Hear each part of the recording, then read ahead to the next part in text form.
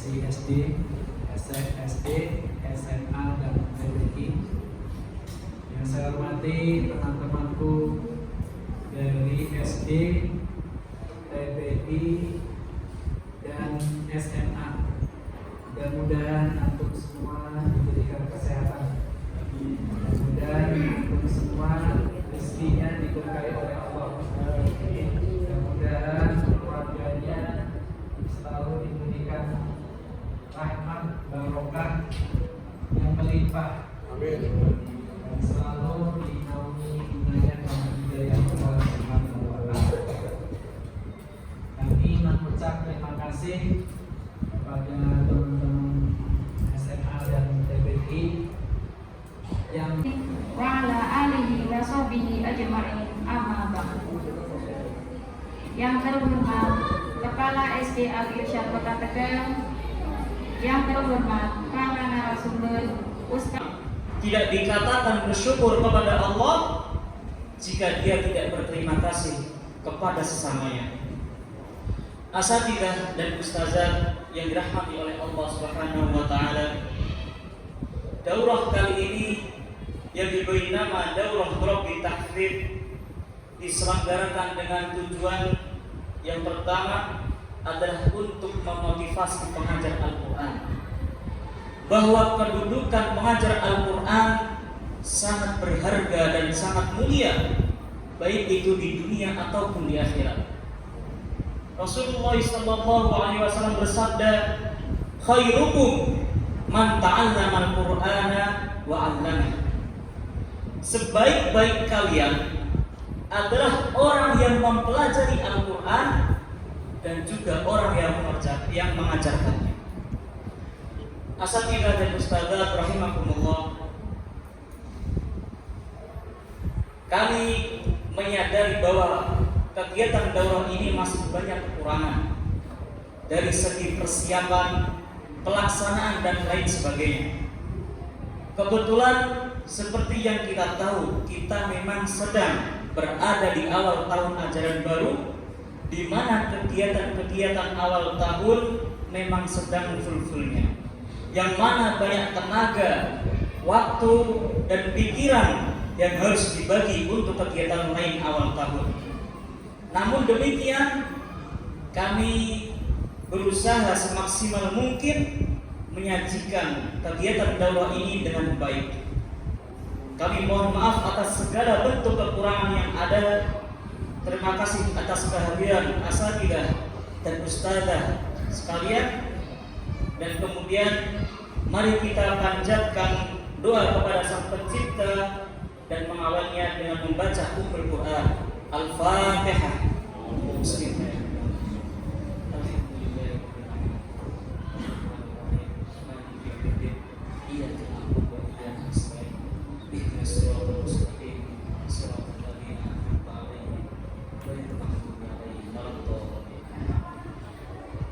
Allahumma hamdan syakirin, hamdan na'imin, hamdan yuwafi ni'amahu wa yukafi mazidah. Ya Rabbana lakal hamdu wa lakal syukru kama yanbaghi li jalali wajhikal karim wa 'azimi sultanik. Allahumma shalli ala Muhammad wa ala ali Muhammad kama shallaita ala Ibrahim wa ala ali Ibrahim innaka Hamidum Majid. Wa barik ala Muhammad wa ala ali Muhammad kama barakta ala Ibrahim wa ala ali Ibrahim innaka Hamidum Majid. Allahumma ighfir lil muslimina wal muslimat wal mu'minina wal mu'minat al ahya'i minhum wal amwat innaka qaribun mujibud da'wat ya qadiyal hajat. Allahumma arhamna bil Qur'an waj'alhu lana imaman wa nuran wa hudan wa rahmah. Allahumma dzakkirna minhu ma nusina wa 'allimna minhu ma jahilna warzuqna tilawatahu ana al-laili wa atrafan nahar waj'alhu lana hujjatan ya rabbal alamin. Rabbana hab lana min azwajina wa dhurriyyatina qurrata a'yun waj'alna lil muttaqina imama. Rabbana hab lana minas sholihin. Rabbana hab lana minas sholihin. Rabbana hab lana minas sholihin. Rabbana atina fid dunya hasanah wa fil akhirati hasanah wa qina adzabannar. Wassalamun ala mursalin walhamdulillahi rabbil alamin. Assalamualaikum warahmatullahi wabarakatuh. Terima kasih. Acara selanjutnya yaitu daurah sesi 1 dengan tema taksih dan tajwid yang akan disampaikan Ustaz Muhammad Elsi. Kepada beliau kami silakan. Bismillahirrahmanirrahim. Assalamualaikum warahmatullahi wabarakatuh.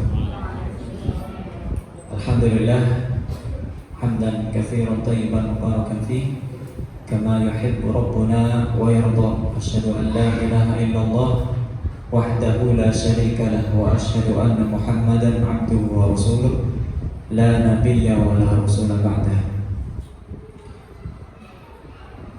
Yang terhormat sahibul fadilah Ustaz Muhtadin selaku Rais Madrasah, insyaallah sudah mafhum, sudah paham.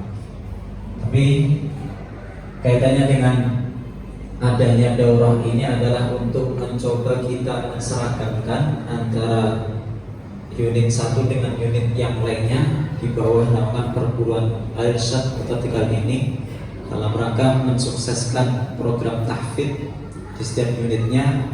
Maka perlu kiranya diadakan semacam daurah yang kita saat ini sedang melakukannya. Di pertemuan yang sebelumnya, daurah yang sebelumnya sudah dilakukan di SMP dengan jumlah peserta dari adalah tentang nun sukun dan tanwin. Nun sukun dan tanwin ini terbagi menjadi 5. 1. Idhar halqi. Saya yakin semua panjangan sudah menguasai. Ya, hanya ini untuk menseragamkan saja. Idhar halqi apa?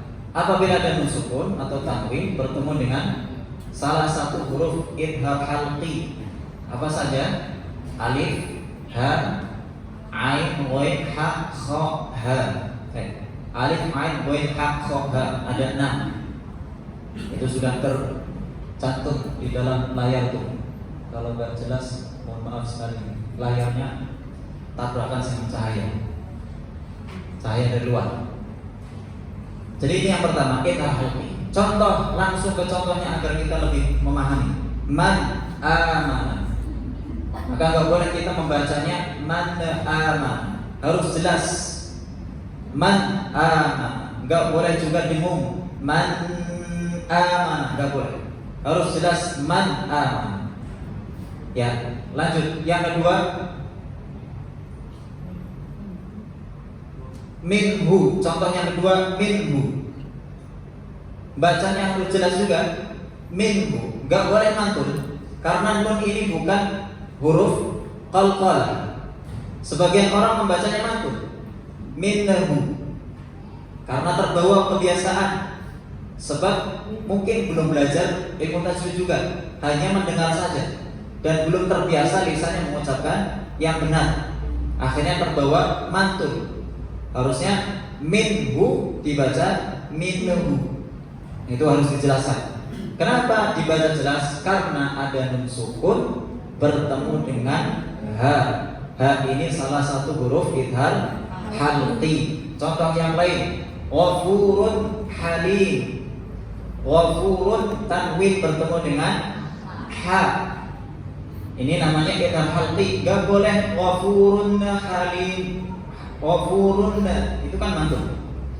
Gak boleh seperti itu.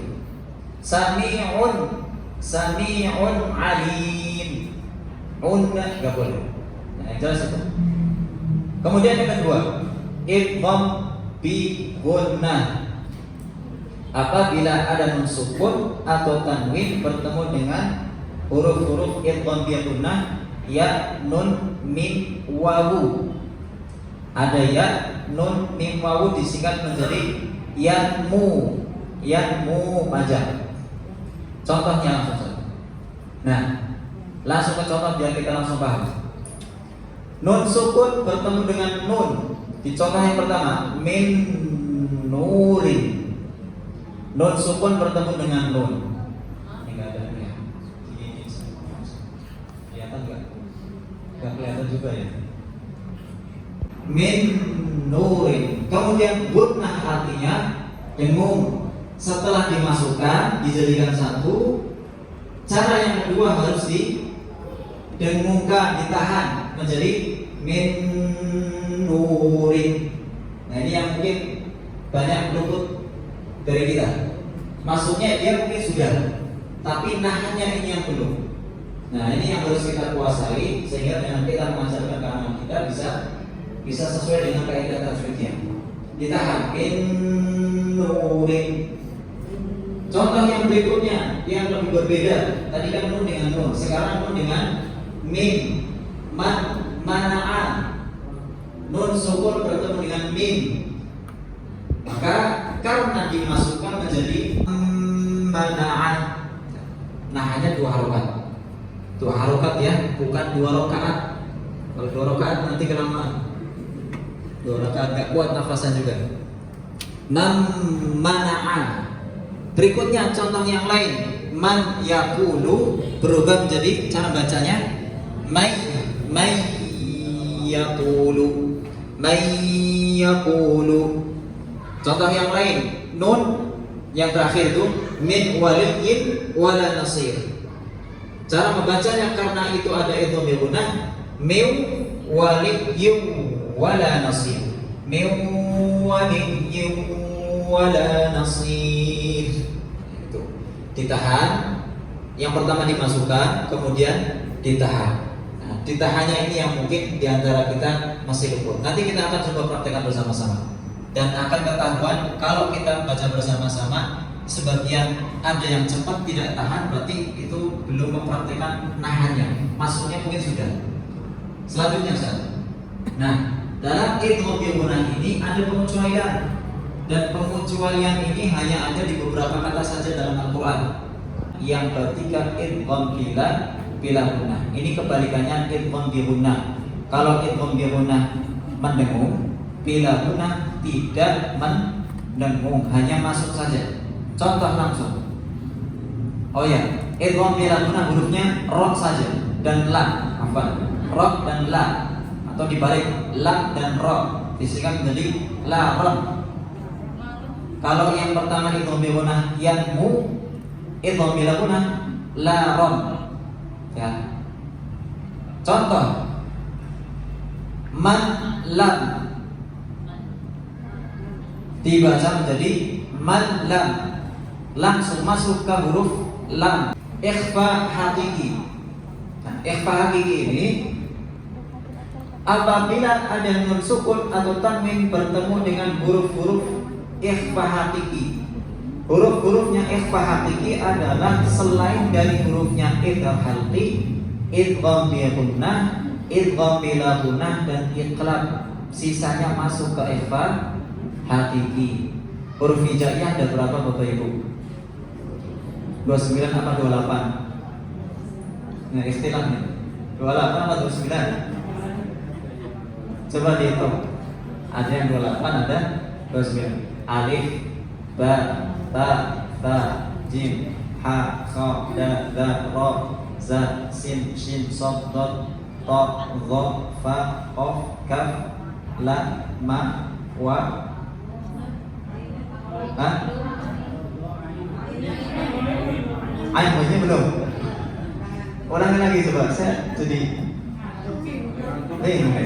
alif, a, ba, ta, ta, ja, ha, kha, da, ro, za, sin, shin, sod, dot, to, dho, ain, ghain, fa, qaf, kaf, lam, mim, wawu, nun, wawu, ha. Ya. Mana nih? Hamzah masuk juga?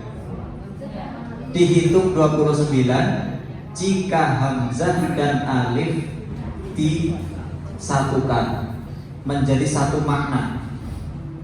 Menjadi 28 afwan. Hamzah dan alif menjadi satu maka menjadi 28. Tapi jika dipisah maka menjadi 29. Meskipun demikian ada perbedaan sebetulnya antara alif dan hamzah. Apa perbedaannya? Nggak saya bahas, nanti saja. Pembahasan kita di sini, waktunya pendek. Tapi yang jelas dari semua huruf hijaiyah itu huruf-hurufnya ikhfa hakiki selain dari hurufnya idgham halqi, idgham bi gunnah, idgham bil gunnah dan iqlab. Contoh ikhfa hakiki min ju'in. Bedanya apa dengan kita membaca min ba'di atau idgham yang lain? Nih, ikhfa kan sama-sama Bapak Ibu.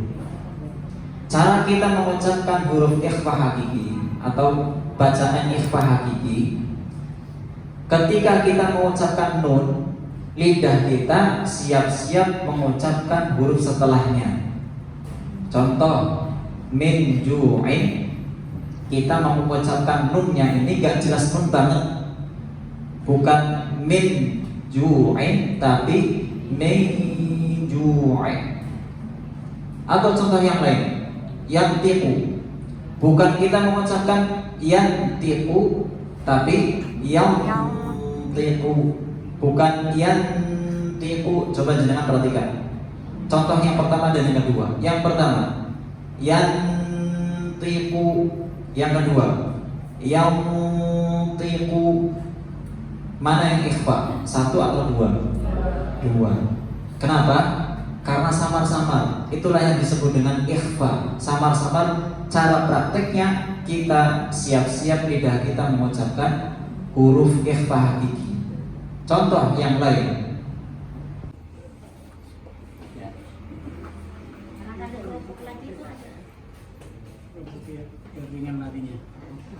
Gorengan, Adina gorengan. Barusan nih, depan gorengan udah makan siapa? Ya ini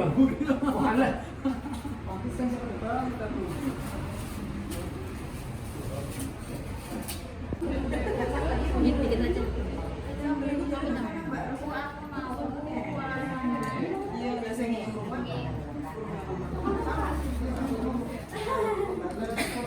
Orang yang dia cintai.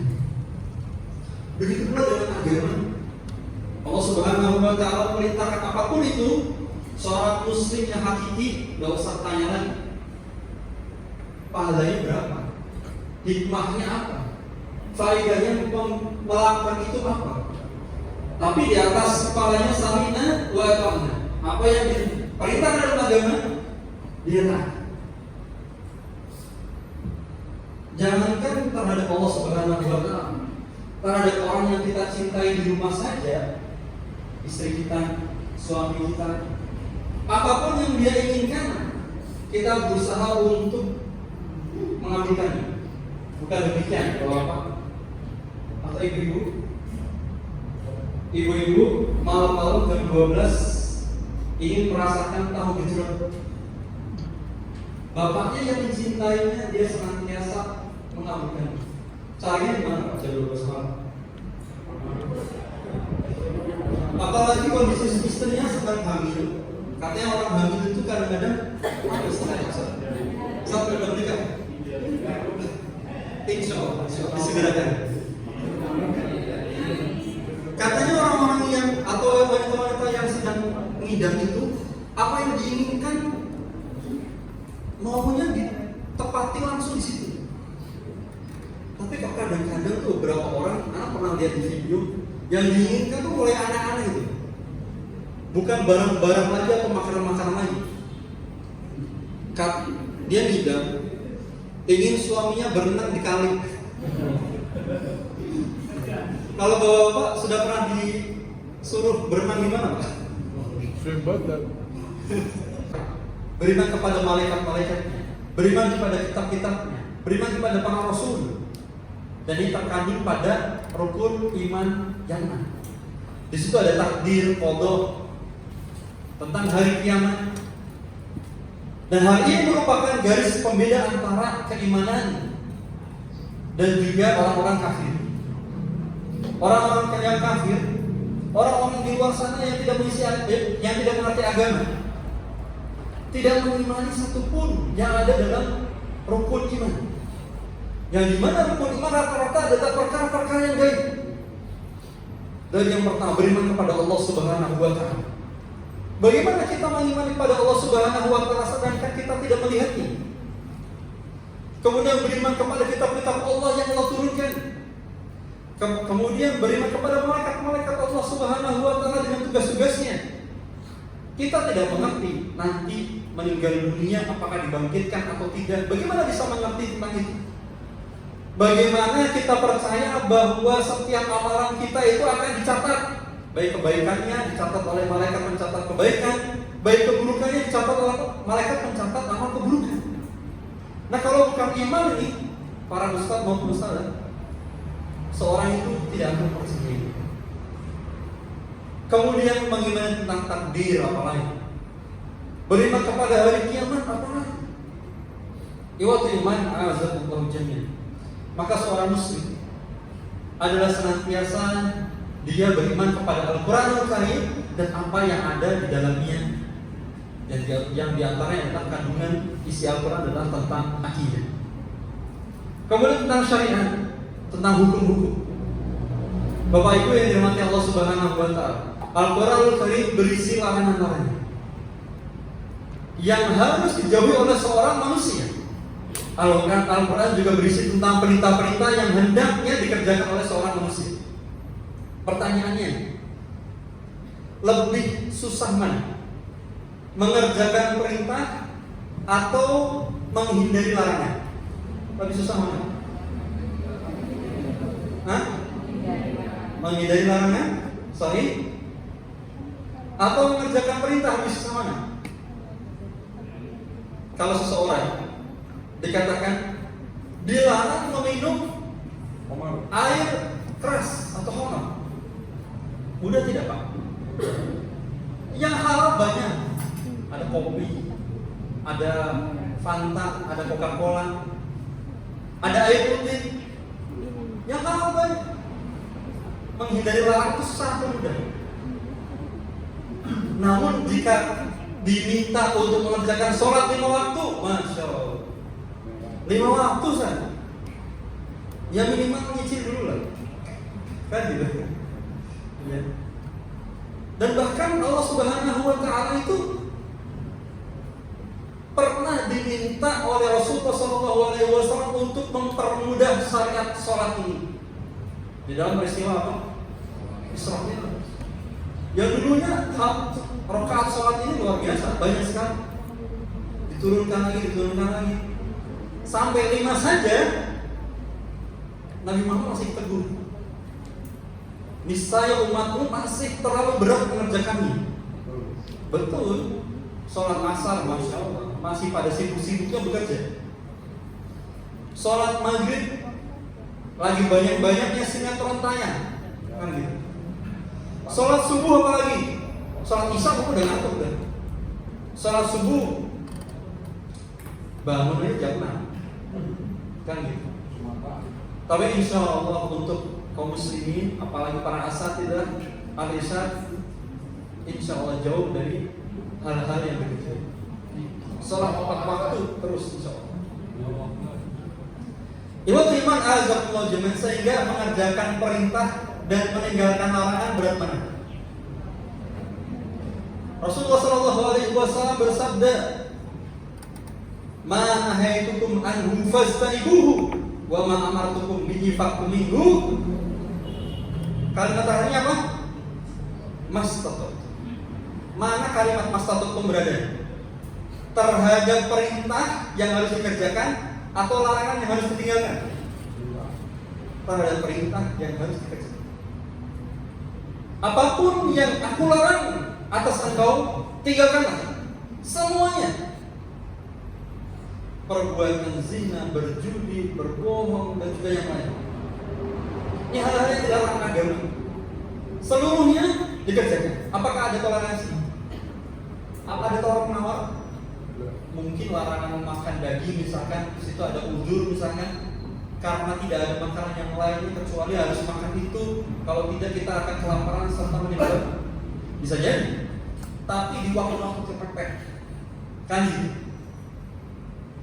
Tapi kalau masalah perintah, makanya Rasulullah SAW mengatakan faktu minhu mastata'tum wa ma amartukum bihi faktu minhu mastata'tum. Kerjakanlah sesuai kemampuan mereka. Rasulullah SAW bersabda, "Sholli qa'iman." Salatlah dengan kondisi berdiri. Salat itu hukum dasarnya harus dikerjakan dengan berdiri. Kata Rasulullah SAW apa? Fa illam tastati faqa'id. Fa illam tastati fa'ala. Kalau nggak bisa duduk, kalau nggak bisa dengan berbaring. Wallahu ta'ala bisa. Kemudian ikhwati iman a'azakumullah, terdapat di dalam Al-Quran juga kandungan akhlak-akhlak yang baik. Tentang mengenai baik buruknya akhlak seharusnya diindahkan oleh seorang manusia. Yang baiknya, kemudian buruknya untuk dihindari. Serta tentang kehidupan sosial. Tentang kehidupan sosial. Dan agama Islam adalah agama yang mengatur tentang kehidupan sosial. Dalam surat Al-Ma'un, Allah Subhanahu wa ta'ala menerangkan tentang perintah kita untuk berbuat baik kepada orang-orang yatim, untuk berbuat baik kepada orang-orang fakir dan miskin. Luar biasa, sampai ada surat khusus yang memotivasi seorang muslim untuk berbuat baik kepada orang-orang yang membutuhkan, orang yatim, orang fakir dan juga miskin dan juga yang semisalnya. Kemudian kisah-kisah umat terdahulu, baik kisah para nabi, baik kisah orang-orang yang terdahulu walaupun dia adalah bukan seorang nabi. Jadi ada orang-orang yang termuat dalam Al-Quran Karim yang dia bukan nabi dan bukan rasul. Di antaranya siapa? Nah, di sana ada orang-orang yang baik, ada orang-orang yang buruk. Yang baik di antaranya adalah Luqmanul Hakim. Kemudian siapa lagi? Isa, Maryam, ibunya Isa. Kemudian siapa lagi? Zulkarnain. Ada orang-orang yang diazab oleh Allah Subhanahu wa ta'ala di kaum-kaum terdahulu. Ya, semacam Fir'aun, ya, Haman dan juga yang lain. Iwatu iman azakumullah jami'an. Kemudian kandungan ayat suci Al-Quranul Karim adalah berita kejadian yang akan datang sebagaimana disampaikan tadi.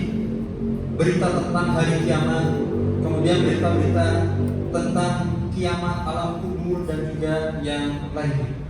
Iwatu iman azakumullah, Bapak Ibu yang dirahmati Allah Subhanahu wa ta'ala.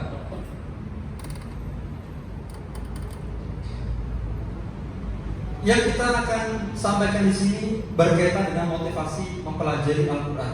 Ya, tadi kita akan bahas 3 poin, diantaranya adalah motivasi mempelajari Al-Quran. Bapak Ibu yang dirahmati Allah Subhanahu wa ta'ala, perlu kita sadari, perlu kita yakini, perlu kita imani bahwa Al-Quran itu adalah kalamullah. Adalah kalamullah dan juga bukan makhluk. Allah Subhanahu wa ta'ala pun juga banyak sekali menerangkan tentang itu dalam Al-Quranul Karim. Dan kita perlu yakini bahwa firman Allah Subhanahu wa ta'ala dalam Al-Quran ini memberikan petunjuk kepada umat manusia. Allah Subhanahu wa ta'ala berfirman dalam surah Al-Isra ayat 9, "Inna hadzal Qur'ana yahdi lillati hi aqwam." Sesungguhnya Al-Quran ini memberikan petunjuk dan jalan yang lurus. Sehingga ikhwatu iman azakumullah jami'an, obat bagi orang-orang yang berselisih, obat bagi orang-orang yang sedang kebingungan dalam kehidupannya, yaitu dengan kembali kepada Al-Quran. Sebagaimana firman Allah Subhanahu wa ta'ala yang disampaikan dalam ayat surat Al-Isra. Dan kita perlu ketahui bahwa dalam Al-Quran Karim tidak ada kontradiksi sedikit pun di dalam. Meskipun terkadang ada ayat-ayat yang seakan-akan berbeda dengan perintah yang ada dalam hadis Rasulullah SAW, namun semuanya telah dijelaskan oleh para ulama. Sehingga hadis-hadis Rasulullah SAW dan juga Al-Quran Karim itu berjalan berdampingan dan saling melengkapi dengan yang lain. Begitulah pula ketika menafsirkan ayat suci Al-Quran Karim. Ayat-ayat Al-Quran ada yang ditafsirkan dengan ayat-ayat Al-Quran yang lain, sehingga di situ ada syariat nasakh, ya, penggabungan atau pemberbaruan hukum dengan hukum-hukum yang sebelumnya. Kemudian ada ayat-ayat Al-Quran Al-Karim yang ditafsirkan dengan hadis dan juga yang lainnya. Ikhwati iman a'azakumullah jami'an. Dan perlu kita ketahui bahwa Al-Quran Al-Karim ini adalah kitab samawi yang paling agung di antara kitab-kitab yang lain. Kita ketahui para nabi-nabi terdahulu diturunkan kepada mereka kitab-kitab ini. Di antaranya kitab Zabur, kitab Taurat, kitab Injil dan juga yang lain. Dan dengan turunnya Al-Quran ini bukan menghapuskan kitab-kitab yang terdahulu, namun melengkapi dan menghimpun kitab-kitab itu semua dan menjadikan hanya Al-Quran saja sebagai pedoman bagi seorang manusia. Ikhwati iman a'azakumullah jami'an. Dan juga Al-Quran Karim ini adalah rahmat bagi orang-orang yang beriman. Di antara keutamaan Al-Quran Karim, Allah Subhanahu wa taala berfirman, "Wa laqad ji'nahum bi kitabin fassalnahu 'ala 'ilmin huda wa rahmatan liqaumin yu'minun."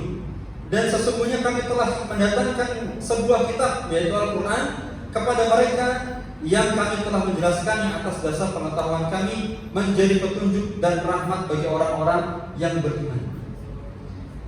Dan ikhwati iman azakullah nanti dijelaskan juga di poin-poin berikutnya bahwa Al-Quran ini ketika datang untuk umat Islam bukan untuk memberikan kesusahan untuk mereka, namun Al-Quran ini memberikan petunjuk dan juga kemudahan untuk umat Islam. Ikhwati iman azakumullah jami'an. Dan juga Al-Quran ini memberikan hidayah bagi setiap manusia agar manusia itu menjadi sempurna. Agar manusia itu menjadi sempurna. Dan barang siapa yang menginginkan petunjuk serta hidayah, maka kembalikan itu kepada Al-Quran Al-Karim, ya. Sehingga seseorang yang memperoleh hidayah Al-Quran, niscaya dia akan menjadi seorang manusia yang sempurna, manusia yang paling lurus dan yang paling dipenuhi dengan petunjuk. Ikhwati iman a'azakumullah, para asatidzah, ustaz-ustazah yang dirahmati Allah Subhanahu wa taala.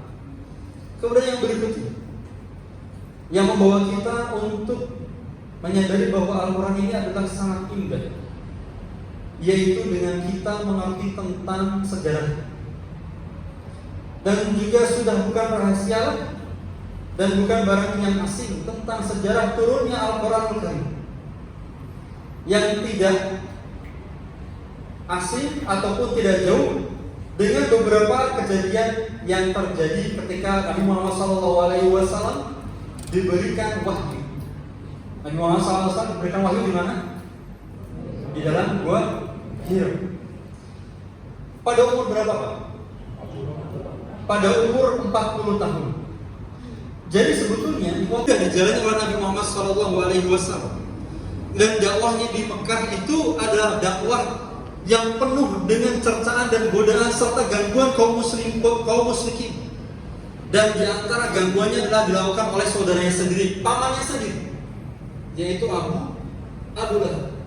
Bayangkan ketika kita mengajarkan kebaikan, yang menolak itu adalah orang yang paling dekat dengan kita, paman kita sendiri. Dan paman itu kalau untuk keluarga dalam agama Islam itu udah menduduki hakikatnya seorang bapak atau orang tua. Kalau kita, orang tua kita sudah meninggal, ayah kita atau ibu kita, yang menggantikan kita siapa? Paman kita, ami kita, entah adiknya atau kakaknya, orang tua kita, bapak kita. Dan itu adalah orang paling terdekat. Dan qadarullah, Allah berikan cobaan Nabi Muhammad SAW dengan pamannya sendiri, yaitu Abu Lahab. Dan saking besarnya godaan dan gangguannya, Nabi Muhammad mengancamnya dengan sebuah surat, yaitu surat Al-Masad atau surat Al-Lahab. Iwatu iman a'azakumullah jami'an. Indahnya Al-Quran. Ketika Al-Quran itu dijadikan sebuah atau sebagai obat untuk kaum muslimin. Dan begitu pula pada zikir pagi, zikir petang, tidak lepas dengan kandungan-kandungan atau ayat-ayat Al-Quran Al-Karim. Dan juga ayat-ayat ruqyah. Jadi kalau misalkan ada saudara atau ada seseorang yang dia diganggu oleh seorang penyanyi, dan dia mengatakan dan mengaku bisa membuat ayat yang sama sebagai tandingan surat-surat yang ada dalam Al-Quran. Makanya dia membuat surat-surat tandingan loh. Dia membuat surat Al-Fil, dia membuat surat Al-Kautsar versi 2, Al-Fil versi 2, Al-Kautsar versi 2, dan dia membuat surat baru lagi. Kalau dilihat dalam Al-Quran itu ada surat-surat yang diambil dari kata-kata hewan. Apa saja itu contohnya? Ada Al-Fil, ada An-Nahl, apa ya? Semut, ada An-Nahl lebar, ada Al-Baqarah, ada Al-Ankabut, apa namanya? Laba-laba. Dan dia membuat surat namanya Ad-Difda. Difda itu apa? Kakak. Dan dia menyampaikan kepada umatnya. Ya, dia menyampaikan kepada umatnya. Mau tahu bunyi ayatnya? Dia mengatakan, ya difda binta difda aini naki wala tunaki a'laka fil mani wa asfarika fit tin. Ya difda binta difda aini, wahai katak anak dari dua katak, jadi katak bapak dan katak ibu. Nakila tunakin, berbuatlah sesukamu. Berbuat itu mungkin ya, itu suara yang katak. Akhlaka filma wa asfalika fitin. Yang belakangnya nunun kelihatan bagus. Akhlaka filma, atasmu punggungmu di atas air, dan bagian bawahmu itu di atas tanah. Jadi seolah-olah ini adalah ayat-ayat Al-Quran. Belakangnya ada sajdatnya. Tapi kalau dilihat maknanya nggak ada maknanya sama sekali. Apa artinya? Maknanya kosong sama sekali. Dan apa yang bisa diambil dari sebuah atau seekor hewan kata, dan dari apa yang telah disampaikan? Surat Al-Fil, dia membuat surat Al-Fil yang mungkin kita sudah tahu ya, surat Al-Fil Al-Qur'an sampai terakhir. Dia membuat surat namanya Al-Fil. Katanya Al-Fil, Mal-Fil, wa ma adraka mal-Fil, lahu dhanbun wa sayyidun wa hurtumun tawil. Artinya itu, wahai gajah, apakah engkau tahu apa itu gajah? Gajah itu mempunyai ekor yang kecil dan belalai yang panjang. Pelajaran apa Pak dari ayat ini? Tidak ada bahasa sama sekali. Dan nampak bahwa itu adalah buatan manusia. Bahkan surat Al-Kautsar, dia mengatakan, Inna a'tainakal jamahir fasholli li rabbika wajahir inna sa'inaka huwal kafir. Sama-sama 3 ayat. Ya. Sesungguhnya kami telah berikan kepadamu gundukan tanah, maka salatlah dengan suara yang keras. Sungguh yang selamat itu adalah orang-orang yang kafir. Ini tandingan-tandingan yang dibuat oleh masyarakat Al-Qadar. Namun, ya, Allah tampakkan keburukannya sehingga dibinasakan oleh Allah Subhanahu wa Ta'ala. Dan uniknya, ada pengikutnya. Musa Al-Qadar kan pengikut. Dia sebagaimana orang-orang yang mengaku Nabi pada zaman kita ini, ada pula pengikutnya. Kemarin beberapa tahun yang lalu, ada orang yang membuat syariat sholat dengan bahasa Indonesia. Masih ingat nggak? Di penjara. Lah kok ada juga pengikut? Luar biasa. Lebih gampang Pak ya? Tapi sebenarnya nggak gampang Pak. Sebenarnya nggak gampang. Ya, coba sholat. Allah Maha Besar. Kemudian membaca surat Iftitah. Mungkin kita doanya macam-macam. Coba diartikan dengan bahasa Indonesia. Bahasa Indonesia cara mengartikan juga orang-orang beda-beda. Bahasa Indonesia yang mana yang mau diambil? Kan gitu. Malah makin panjang atau makin pendek? Soalnya bahasa Indonesia makin panjang. Luar biasa. Dan Musa Al-Qadar ini kebetulan menikah juga dengan seorang perempuan yang mengaku seorang nabi. Jadi nabi nikah sama nabi. Nanti di rumahnya banyak-banyakan follower gitu. Banyak-banyakan pengikut. Siapa yang ikut nabi istrinya, siapa yang ikut nabi suaminya. Ini Allah sebenarnya menampakkan kesesatan. Iwat iman azabul jami. Ya. Dan itulah dimensi bahwa Al-Quran ini mengandung tata bahasa yang sangat indah Bapak Ibu dari Allah Subhanahu wa Ta'ala. Dan Allah jelaskan dengan bahasa Arab yang mulia, bahasa Arab yang mulia dan jelas. Dalam surat Asy-Syu'ara ayat 195, bilisanin arabiyyin mubin, dengan bahasa Arab yang jelas lagi menjelaskan. Mubin dalam ayat tersebut adalah bahasa yang ciri khasnya mampu menjelaskan makna yang dimaksud oleh pembicara. Jadi dengan bahasa Arab sangat tepat, ya, sudah tepat dengan bahasa Al-Quran Al-Karim. Dan terkadang-kadang itu terkadang bagi kita yang mengerti tentang bahasa Arab atau para asatidz yang mengerti tentang bahasa Arab, membaca Al-Quran dengan terjemahannya, dengan membaca Al-Quran dengan bahasanya, dengan bahasa Arab, itu lebih mudah dipahami dengan bahasa Al-Quran dengan bahasa asli. Begitu pula ketika kita membaca kitab-kitab para ulama, bagi orang yang bisa membaca bahasa Arab atau bisa berbahasa, terkadang lebih mudah dipahami dengan membaca tulisan asli bahasa Arab daripada membaca terjemahannya. Makanya terjemahannya sebetulnya untuk teman-teman para asatidz atau teman-teman yang tidak mengerti tentang bahasa Arab. Ya. Adapun orang-orang yang sudah mengerti, maka lebih baik senantiasa membaca atau belajar sesuai dengan keilmuannya atau sesuai dengan tulisan siapa penulisnya. Dan rata-rata orang itu menuliskan dengan bahasa Arab. Wallahu ta'ala bishawab. Bapak Ibu dari Allah Subhanahu wa Ta'ala, indahnya Al-Quran yang tidak mungkin menjadikan Al-Quran itu sebagai pemberat umat Nabi Muhammad SAW. Dan bahkan Al-Quran itu adalah sesuatu yang memudahkan segala urusan. Allah Subhanahu wa Ta'ala berfirman dalam surat At-Taha, "Ma anzalna 'alaikal Qur'ana litashqa." Taala, kami tidak menurunkan Al-Quran ini untukmu agar kamu menjadi susah. Dan tidak mungkin Al-Quran itu memberikan kesusahan kepada umat manusia. Dan dalam ayat ketiga, illa tadhkiratan liman yakhsha, melainkan sebagai peringatan bagi orang-orang yang takut kepada Allah Subhanahu wa Ta'ala. Iwat iman azatullah, dalam ayat ketiga tadi, kata tadhkirah adalah maf'ul li'ajli. Maksudnya adalah tidaklah kami menurunkan Al-Quran kepadamu melainkan sebagai pengingat bagi orang yang takut kepada azab Allah Subhanahu wa Ta'ala. Dan maksud dari pengingat adalah pelajaran yang dapat melembutkan hati.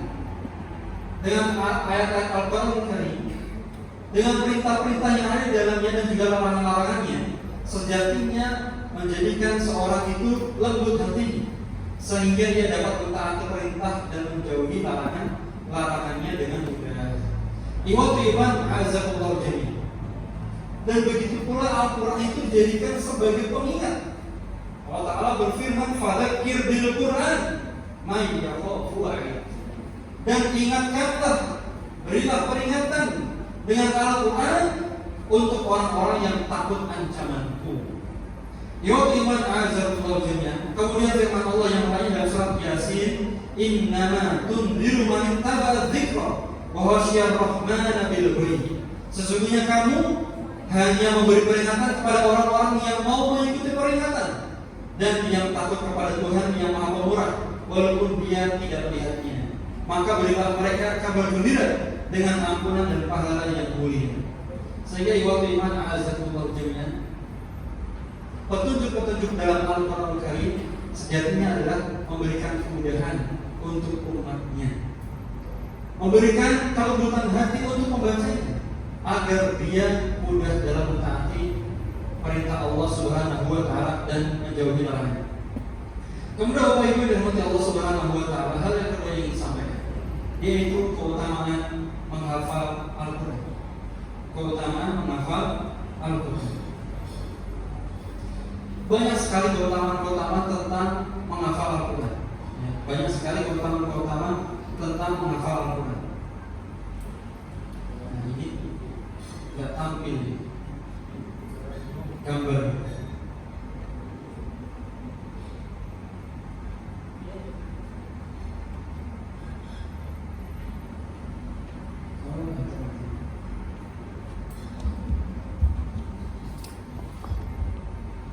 Terdepan dalam hal ini adalah orang-orang yang senantiasa menghafal Al-Quran. Iwatu iman azakumullah jami'an. Karena seseorang yang mengajarkan Al-Quran dan seseorang yang belajar Al-Quran adalah umat terbaik di antara umat Islam. Allah Subhanahu wa taala berfirman, atau Rasulullah sallallahu alaihi wasallam bersabda dalam hadis riwayat Bukhari, khairukum man ta'allama al-Qur'ana wa 'allamahu. Ini sudah ma'ruf semua. Artinya sebaik-baik orang di antara kalian adalah orang-orang yang mempelajari Al-Quran serta mengajarkannya. Jadi motivasi yang diberikan dalam ayat ini, ketika seseorang mempelajari Al-Quran dan mengajarkannya, dia akan menjadi umat yang mulia, umat yang ditinggalkan oleh Allah Subhanahu wa ta'ala. Dan para penghafal Al-Quran, Bapak Ibu dirahmati Allah Subhanahu wa ta'ala, bahwa nyata bagi orang yang berilmu. Jadi sebetulnya Al-Quran ini adalah sesuatu yang tidak samar dan susah untuk dipahami, melainkan adalah hal-hal yang mudah untuk dibaca dan dimengerti. Allah Subhanahu wa ta'ala yang mengatakan, bal huwa ayatun bayyinat fi suduril ladzina utul ilm wa ma yajhalu bi ayatina illa dhalimun. Allah Ta'ala berfirman, sebenarnya Al-Quran itu adalah ayat-ayat yang nyata di dalam dada orang-orang yang diberi ilmu, dan tidak ada yang mengingkari ayat-ayat kami kecuali orang-orang yang bodoh. Maka semoga Allah Subhanahu wa ta'ala jadikan kita sebagai orang-orang yang diberikan ilmu dari Allah Subhanahu wa ta'ala, dan menyadari bahwa Al-Quran ini adalah hal yang nyata yang menjelaskan untuk kita. Iwat iman azakumullah jami'an. Kemudian yang ketiga, bahwa setiap orang yang membaca Al-Quran dia akan diberikan balasan yang melimpah dari Allah Subhanahu wa ta'ala. Dan Al-Quran itu setiap hurufnya mengandung pahala. Dalam hadis yang sudah ma'ruf untuk kita semua, yang sering kita dengar bersama, man qara'a harfan min kitabillah falahu bihi hasanatun qala wal hasanatu bi asyri amsalihha. Barang siapa yang membaca satu huruf saja dari kitabullah, dari Al-Quran, maka baginya mendapatkan sebuah kebaikan, dan bahkan kebaikan itu akan dilipat gandakan menjadi 10 kali lipat. Ya. Dan itu bagi para pembaca Al-Quran. Terlebih pahala ini untuk para penghafal Al-Quran. Seseorang yang menghafalkan Al-Quran gak mungkin membaca Al-Quran sekali, 2 kali kemudian hafal, jarang. Namun biasanya dia akan mengulang-ulang sampai dia hafal. Kemudian ketika menghafalnya, dia membacanya. Jadi ada dua, dia belajar dan juga mengajar. Jadi jangan hanya kita mendapat sepenggal hadisnya saja, yaitu mengajarkan, tapi kita lupa untuk terus belajar. Dan sebagaimana kita ketahui bahwasanya Al-Quran ini adalah sesuatu yang mulia, dan setiap yang bersentuhan dengan Al-Quran maka itu juga menjadi mulia. Oleh karenanya ada mindset yang harus dirubah. Jangan kita mau mempelajari, membaca, menghafal Al-Quran kalau kita sudah merasa baik. Contoh misalkan, aduh disuruh ngafalin Quran, nantilah saya belum bagus sholatnya misalkan, saya ibadahnya belum benar, nantilah ngafalin Qurannya. Kayaknya sulit menjadi seorang penghafal Quran kalau masih seperti saya keadaannya. Salah. Tapi baca dulu Al-Quran, coba hafali dulu Al-Quran, maka Allah yang akan menjadikan hidupmu lebih baik. Dan ini yang harus disalurkan kepada murid kita, peserta didik kita. Apapun bagaimanapun keadaan mereka, ngaji dulu. Baru setelah itu insya Allah Allah yang akan merubah hidupnya. Mungkin kalau masih di anak-anak SD itu tidak terlalu berpengaruh ya. Tapi mungkin kalau yang di anak-anak SMA mungkin sudah terkena mindset ini. Atau bahkan rekan-rekan kita, rekan-rekan di kantor guru misalkan. Contoh misalkan satu unit kekurangan guru tahfidz. Ketika ditawari, aduh jangan Ustadz, saya belum bisa baca Quran. Aduh jangan Ustadz, saya sholat saja masih gak karuan misalkan.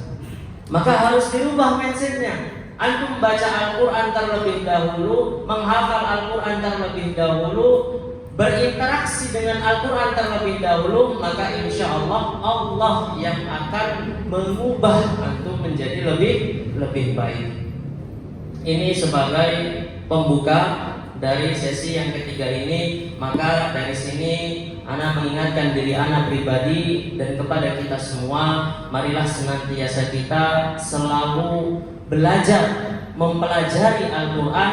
Selain di sisi lain kita juga mengajarkan Al-Quran tersebut kepada murid-murid kita. Hadirin yang dirahmati Allah Subhanahu wa taala, tahfidz ini memang sebenarnya sudah ada sejak zaman dahulu di Al-Irsyad. Ya, jadi memang tidak bisa dipungkiri bahwasanya program tahfidz itu mungkin sudah ada sejak awal berdirinya Yayasan Perguruan Al-Irsyad Kota Tegal. Akan tetapi tahfidz ini akan menjadi program unggulan kita, akan menjadi sebuah program yang ingin ditonjolkan oleh Yayasan Perguruan Al-Irsyad Kota Tegal. Maka ada hal-hal yang sifatnya harus diseragamkan, artinya seluruh unit itu teknisnya sama. Akan tetapi ada juga hal-hal yang memang dikembalikan kepada unit tersebut, namun tetap tidak menghilangkan esensi dan tujuan program tahfidz ini. Bapak Ibu yang dirahmati Allah Subhanahu wa taala, pertama yang harus kita pahami adalah terkait SKL atau standar kelulusan. Ini yang di sini yang hadir dari SD saja ya. SMA sama TB. SMA-nya ada?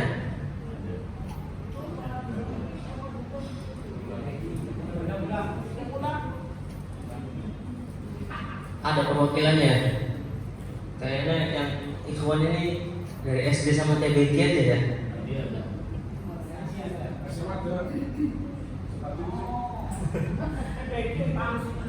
Nah, itu ya terkait SKL. Yang pertama yang harus kita pahami adalah terkait SKL. Nah, SKL standar kelulusan ini sudah ditentukan oleh Direktorat Pendidikan, lebih khususnya sudah ditentukan oleh Ustadz Muslim terkait SKL. Kalau di TBK, mohon maaf, saya belum tahu informasinya nih, Pak.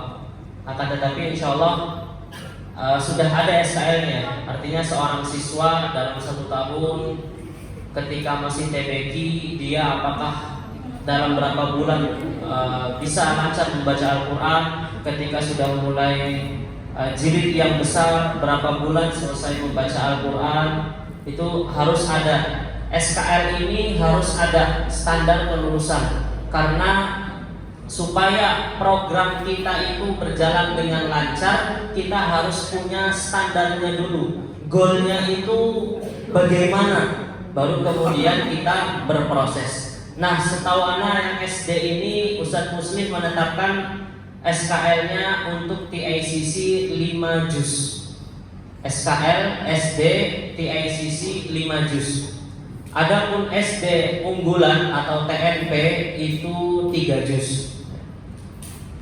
Kemudian untuk SMA itu ada yang 6 juz ya TICC, walaupun katanya sekarang TICC sudah dihapuskan ya.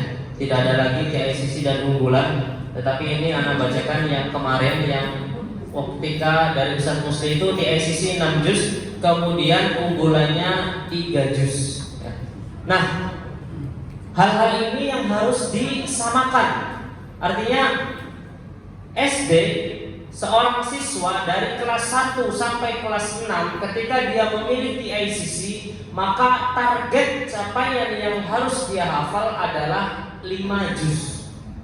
Ini harus disamakan semuanya, harus disatu persepsikan 5 juz, dan unggulan itu 3 juz.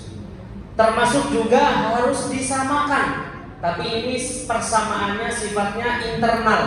Artinya antara SD dengan SMA bisa jadi berbeda, antara SD dengan SMP bisa jadi berbeda. Apa hal tersebut? Yaitu penentuan juz yang wajib dihafal oleh siswa. Tapi ini di lingkup internal unit tersebut harus seragam. Contoh misalkan SD TICC 5 juz, ya sudah seragam. Di SD TICC 5 juz, menghafal juz apa saja itu harus seragam. Contoh misalkan, contoh saja juz 30, 29, 28, 27, 26 misalkan. Itu harus sepakat semuanya. Sehingga jangan ada siswa yang kemudian, Ustaz, saya kayaknya juz 27 belum hafal Ustaz. Saya dari juz 28 langsung aja lah ke juz 1. Maka hal-hal ini harus ditegur. Kenapa? Karena itu harus disamakan. Adapun contoh misalkan, tapi kakak saya di SMP 5 juznya itu habis 28 juz 1. Nah itu berbeda. Antara SD dan SMP boleh berbeda, tetapi dalam lingkup satu unit internal itu harus sama sehingga rata. Artinya lulusan SD Al-Irsyad menghafal 5 juz, juznya itu juz apa saja itu harus ditentukan bersama. Kemudian hal yang harus diperhatikan juga dan harus diseragamkan juga adalah dari surat apa mulai dia menghafal. Dari surat apa mulai dia menghafal. Contoh, juz 30 itu bisa menghafal dari An-Nas, bisa juga dari An-Naba. Contoh, juz 29 bisa menghafal dari Al-Mursalat, bisa menghafal dari Al-Mulk. Itu harus diseragamkan di internal unit tersebut, sehingga jangan berbeda-beda dan tidak menyulitkan nanti guru. Misalkan ketika merekap di akhir, contoh fulan A al-buruj, contoh fulan B at-takwir, contoh fulan C al-mutaffifin. Kalau seragam mulai menghafalnya surat awalnya itu surat An-Nas, maka jelas si siswa ini berarti hafalnya dari An-Nas sampai al-buruj, An-Nas sampai at-takwir, An-Nas sampai al-mutaffifin. Itu harus diseragamkan. Jadi jangan ada nanti kelompok 1 atau kelas 1 menghafalnya dari An-Naba, tetapi teman yang lainnya satu kelas menghafalnya dari An-Nas. Ini termasuk hal-hal yang harus diseragamkan di internal unit tersebut. Termasuk juga TBQ mulai membaca, kalau TBQ khusus yang Iqra ya Pak Kadino. Tilawati. Pakainya tilawati. Ya nanti ada pembahasan tersendiri ya. Itu yang pertama berkaitan dengan SKL. Nah, perhatikan, untuk menentukan SKL itu hal yang harus dilakukan pertama adalah kita menentukan target terlebih dahulu, tetapi yang masih masuk akal targetnya. Baru kemudian beberapa siswa kalau ada yang membutuhkan kekhususan atau dalam arti siswa-siswa yang rada-rada males baru mengikuti, siswa tersebut mengikuti. Jangan dibalik, jangan dalam menentukan SKL itu kita melihat kondisi siswa kita terlebih dahulu, kemudian baru kita menentukan. Kalau yang seperti itu nanti khawatirnya SKL yang kita tentukan itu sangat rendah. Jadi kita tentukan dulu misalkan SD dalam 1 tahun menghafal 1 juz, berarti tapi nanti kelas 6 itu biasanya si anak sudah rada mulai malas, atau misalkan si anak kelas 1 itu masih Iqra, berarti 6 tahun itu 5 juz. Seperti ini dulu. Baru kemudian nanti ketika di lapangan siswa-siswa yang bisa mengikuti alhamdulillah, tapi ada beberapa yang mungkin tidak bisa mengikuti, yaitu menyesuaikan. Jadi kita taruh target dulu, baru kemudian melihat kondisi lapangan. Jangan dibalik. Kalau kita dalam menentukan SKL itu melihat kondisi lapangan dulu, khawatirnya target yang kita tentukan itu target yang rendah. Kalau sudah targetnya rendah, maka khawatirnya itu bukan lagi menjadi program unggulan, tetapi menjadi ya hanya kebiasaan rutinitas di unit tersebut. Kemudian yang kedua berkaitan dengan teknis ketika kegiatan tahfidz. Mungkin kalau yang ini mohon maaf yang TBK mungkin kalau tidak ada yang kegiatan ini. Berkaitan dengan teknis kegiatan tahfidz. Tahfidz di lingkungan Al-Irsyad itu ada dua model. Yang pertama tahfidz pasif dan yang kedua tahfidz aktif. Tahfidz pasif itu menghafal secara klasikal yang dipandu oleh satu ustadz atau biasa disebut master tahfidz, kemudian diikuti oleh siswa-siswi. Nah, ada beberapa catatan yang harus diberi garis bawah ketika program kegiatan tahfidz pasif ini. Tahfidz pasif ini kita yang secara realnya saja, Ustadz Musli ini kan kalau menentukan 30 menit gitu. Tapi realnya itu 30 menit sepertinya sulit ya. Udah siswanya kelapak-kelapak gitu ya. Atau misalkan datangnya terlambat, ya banyak sekali cobaan-cobaan di lapangan. Maka minimal tahfidz pasif ini kita berikan waktu 15 menit. Ini minimal. Berarti jangan sampai kurang dari 15 menit. Ustaz, kalau pagi itu siswa datangnya terlambat. Kalau pagi itu siswa sudah masuk kelas datang pagi tapi turun ke aulanya lama. Maka itu silahkan hal-hal tersebut dikondisikan oleh unitnya masing-masing. Entah bagaimana kebijakan kepala sekolah atau kebijakan wakil kurikulum. Intinya mengetatkan tentang kedatangan siswa, baik kedatangan ke sekolah atau kedatangan ke masjid dan aula.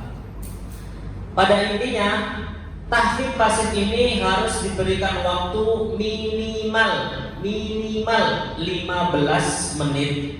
Nah, untuk master tahfidz, kemudian catatan yang kedua, untuk master tahfidz ini kan salah satu tujuan dari tahfidz pasif ini adalah seorang siswa menghafal secara klasikal, khususnya dengan satu nada, satu irama yang itu saja. Maka di sini yang menjadi catatan untuk tahfidz pasif, master tahfidznya itu cukup satu. Kenapa?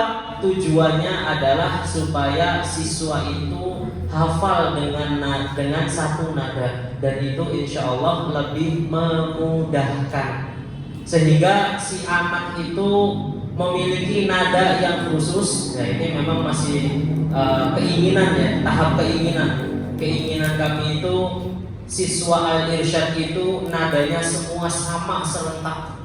Kalau nggak bisa seluruh Al-Irsyad, maka minimalnya setiap unit itu memiliki satu nada yang sama. Dan ini sangat membantu ketika nada itu hari ini, besok, lusa dan seterusnya sama. Sangat membantu. Khususnya pengalaman anak ketika di SMK kemarin itu, contoh zikir pagi. Zikir pagi, anak-anak itu sampai wakofnya di mana, mengulang kembali membacanya dari mana, berhenti nadanya gimana, itu semuanya sama. Kenapa? Karena memang dari dulu diajarkannya dari satu suara. Tapi ketika nanti berbeda yang maju, maka terjadi perbedaan ketika membaca zikir pagi. Walaupun yang di depan pakai mic. Contoh misalkan tiba-tiba yang maju ganti beda orang. Maka si anak-anak itu yang terbiasa wakaf di satu titik, sementara dia lanjut walaupun dia pakai mic, tapi kalah suaranya dengan anak-anak yang serentak bersamaan. Kenapa? Karena sudah menghafal nadanya. Nah, itu yang diharapkan dari tahfidz pasif ini. Mereka dengan mendengarkan dari satu ustadz, satu nada, itu bisa lebih mudah untuk menghafalkan. Jadi harapannya untuk tahfidz pasif ini cukup dengan satu master ustadz, kan kalau satu nanti kalau dia nggak hadir gimana? Ya sifatnya yang lainnya sebagai cadangan, bukan di shift hari ini fulan, besoknya fulan, lusanya ustadz fulan dan seterusnya berganti. Jangan ya, apalagi untuk berbagi-bagi jam. Maka ini kasihan siswa yang dikorbankan. Kemudian poin yang berikutnya adalah yang dibaca ketika tahfidz pasif itu juznya itu saja, dan sangat dianjurkan membaca juz 30. Walaupun dalam SKL itu siswa 5 juz, misalkan sampai ada juz 29, juz 28, tetapi ketika tahfidz pasif maka itu dicukupkan 1 juz saja, yaitu juz 30. Dianjurkan ya juz 30. Kemudian poin berikutnya adalah teknis bacaan yang dibaca ketika tahfidz pasif itu adalah bacaan normal ketika kita sedang sholat ya. Artinya bukan bacaan yang menekankan tahsinnya di situ, tidak. Tetapi karena namanya tahfidz walaupun pasif ya, maka bacaan yang digunakan adalah bacaan seperti kita sholat. Contoh misalkan Al-Fatihah misalkan, Alhamdulillahi Rabbil Alamin, Ar-Rahmanir Rahim, Maliki Yaumiddin. Normal seperti sholat. Tidak perlu yang seperti tahsin. Contoh, Alhamdulillahi Rabbil Alamin. Ya, jadi yang seperti normal saja lah.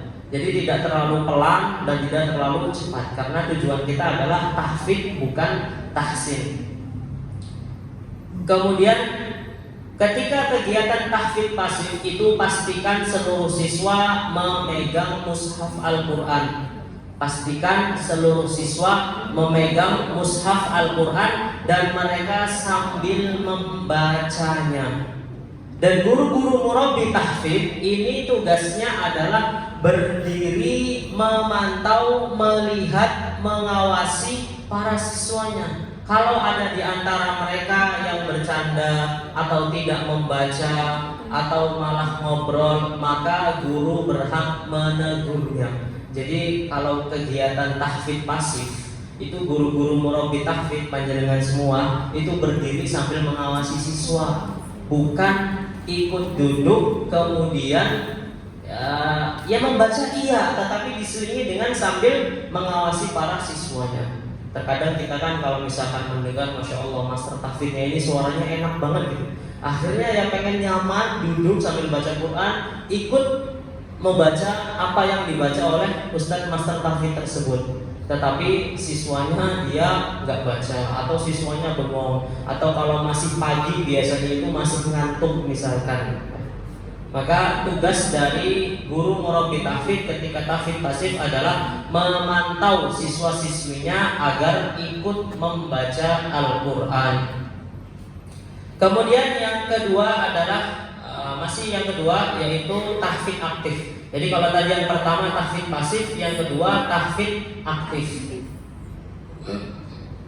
Nah, tahfidz aktif ini adalah program di mana siswa dibagi berdasarkan kelompok. Adapun kelompok ini dikembalikan ke unitnya masing-masing, melihat mana yang lebih baik penentuannya. Bisa dengan perkemampuan, artinya lintas kelas, atau bisa dengan untuk yang masih BTQ ini. Untuk yang masih BTQ, hal pertama yang harus dilakukan seorang murabbi tahfidz untuk siswa kita yang masih BTQ adalah terus memotivasi si anak agar lancar membaca Al-Quran. Biar bagaimanapun juga antara membaca Iqra atau memegang Iqra dengan memegang mushaf itu berbeda keutamaannya, walaupun sama-sama membaca ayat Al-Quran. Nah, ini yang harus ditekankan, harus selalu diberikan motivasi kepada si anak. Nah, ayo cepat selesaikan jilidnya supaya kita langsung masuk ke Al-Quran. Nanti kalau Al-Quran itu ada keutamaan khusus, keutamaan seorang penghafal Al-Quran, ya, tidak ada keutamaan seorang penghafal Iqra, walaupun Iqra itu termasuk di dalamnya adalah ayat Al-Quran. Maka hal-hal ini yang harus terus didoktrin kepada siswa kita. Supaya apa? Supaya mereka bersemangat untuk menyelesaikan Iqra-nya. Dan termasuk hal yang penting juga diberikan target. Ya, dari awal kita sudah menentukan target kembali lagi, target yang kita tentukan jangan melihat si anaknya dulu, tapi kita tentukan target dulu. Contoh dibagi dua, yang masih jilid 1 sampai jilid 3 itu target